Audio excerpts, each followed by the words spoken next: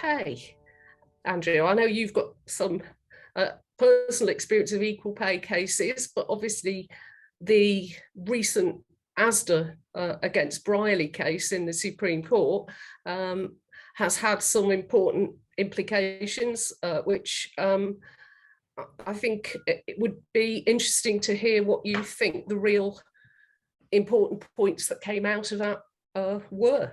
Well, you'd have thought that going to the Supreme Court would mean that we were at the end of the story, but I think in some ways we're still fairly near chapter 1. Female retail store employees can now compare themselves with the mostly male distribution depot employees.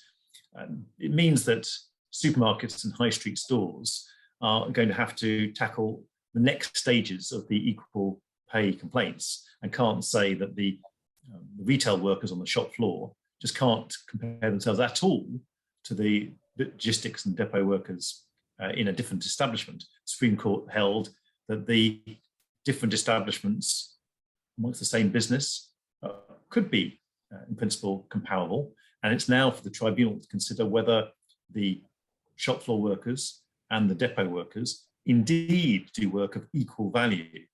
They don't do the same jobs, so they don't have the like work route into the claim.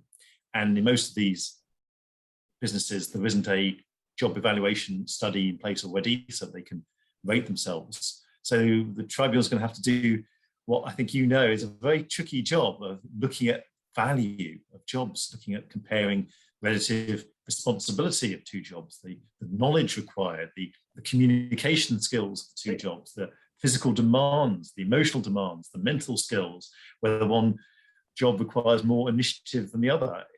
I can say it's not one that I would relish as a judge. I don't know if it's one that you look forward to. Well, the interesting thing is that that Michael Malone, who actually presently contributes by writing the equal pay section, and I both sat years ago on some of the very big local authority equal pay claims. And there was a decision then that you would try what were then the genuine material factor defences, now the material factor defences first, because actually that knocked out lots of claimants and comparators. And frequently it meant that you didn't have to go down the job evaluation route to the extent of actually getting an independent job evaluator and all of those sort of things. So I am curious about why they've decided not to do that and decided to do the jobs of equal value before we go and look at whether the defence is viable. Well, we may have to watch this space about that, Pauline, because of course the first battleground, and I think the supermarkets were putting up as many preliminary battlegrounds as they can because they see this as a very potentially very, very big change to their whole work model. Sure. Because there is significant differences between some logistics workers and some shop floor workers. So it may well be that there's a case management decision now as to whether you deal with equal value first and material factor next.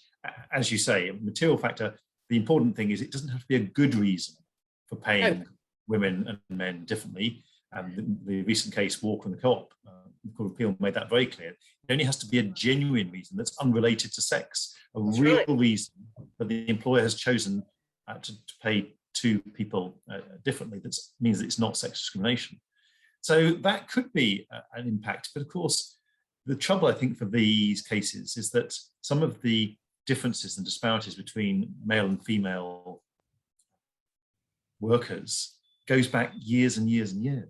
Well, and whether the employers are actually going to be able to put their finger on why the retail workers were paid differently to the logistics workers back in the day, and that difference has probably just exacerbated itself over time with collective bargaining and so forth. Of course, that was also the case for the local authority cases, that it sometimes went back years and years and years, and occasionally it came down to the fact that the trade union representation for predominantly male groups such as bin men and so on was much more sort of strong and forceful than it was for the women who were doing jobs like caring for people at home or dinner ladies or things like that. So possibly tainted by sex discrimination itself. Well, the collective bargaining, possibly. Almost coming back to the idea that women were working for pin money and the guys are the breadwinner, you know. So, I mean, I think it's right to say it can go back years and years and years, and it can be very hard to provide an explanation if it goes back years and years and years. But the way the legislation works is people are entitled to bring the claims. Yeah. And I suppose we do have the Supreme Court is that we know that different establishments run by the same employer now can be compared, and the correct comparison is not between the terms and conditions of the claimants in the shop with the comparators in the depot. It's actually between those of the comparators at the depot and the terms that they would have had they been working on the shop floor.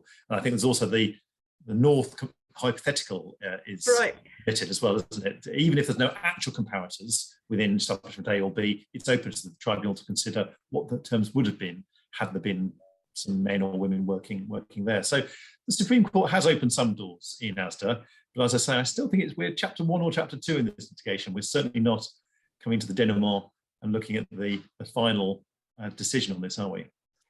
Well, I think that's absolutely right. And you can only wonder how many years it's going to take for some of these claimants to actually get the end result. And if they are successful, to actually receive a payment. I mean, it could literally take the next 10 years. Well, let's hope that they're not all heading towards or into retirement by the time that these claims actually get to the end. Might well be.